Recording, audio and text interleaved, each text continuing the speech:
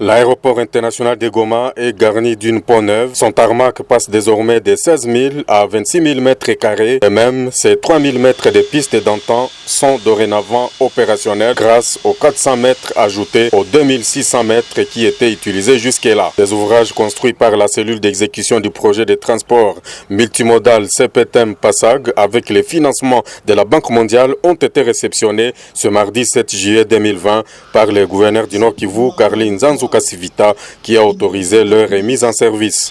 C'est un appareil Boeing 747 qui a inauguré cette piste jusqu'à ses 3000 mètres, une dimension qui a été réduite en janvier 2002 par la coulée des laves du volcan Nyiragongo.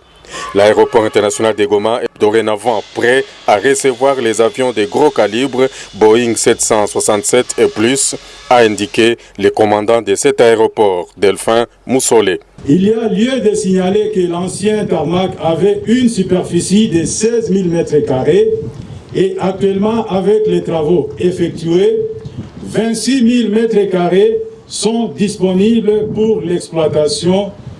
En plus, la voie de circulation jadis envahie par la lave est actuellement praticable. Du côté piste, des 2600 mètres utilisables, nous sommes passés à 3000 mètres de long opérationnel. Ainsi, notre plateforme aéroportuaire peut recevoir en toute sécurité les avions de gros calibre tels que les Boeing 767 et autres. Le coordonnateur de la cellule d'exécution du projet de transport multimodal CPTM Passag a laissé entendre que les travaux d'amélioration de la sécurité de ce poste aéroportuaire se poursuivaient avec l'érection de la clôture et d'une nouvelle tour de contrôle ainsi que d'une centrale électrique. Barnabé Mbemba explique.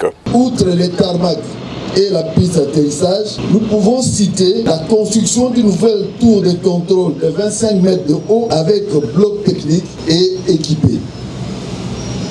Pourquoi cette tour? Car la tour actuelle ne répond pas aux normes. À partir de la tour actuelle, on ne sait pas voir les deux extrémités des pistes. En plus de la tour, nous avons la réhabilitation de la centrale électrique qui est équipé notamment de 2 groupes électrogènes de 500 kVA chacun. Nous avons également la construction d'une clôture de sécurité de plus ou moins 5500 mètres pour pouvoir compléter les tronçons qui existaient déjà. Et enfin, nous avons la construction du drain collecteur devant évacuer les eaux qui ruissellent sur la plateforme aéroportuaire pour les amener vers le lac Kivu. Le gouverneur Karli Nzanzu Kasivita soutient que cet aéroport va faciliter les échanges commerciaux avec l'extérieur du pays notamment. Il plaide aussi pour la réhabilitation de l'aérogare. C'est pour nous encore une fois une raison de plus de mobiliser les enfants du Nord Kivu, de mobiliser les Congolais derrière les idées du chef de l'État. Idées selon lesquelles nous devrions recouvrer la paix et la sécurité.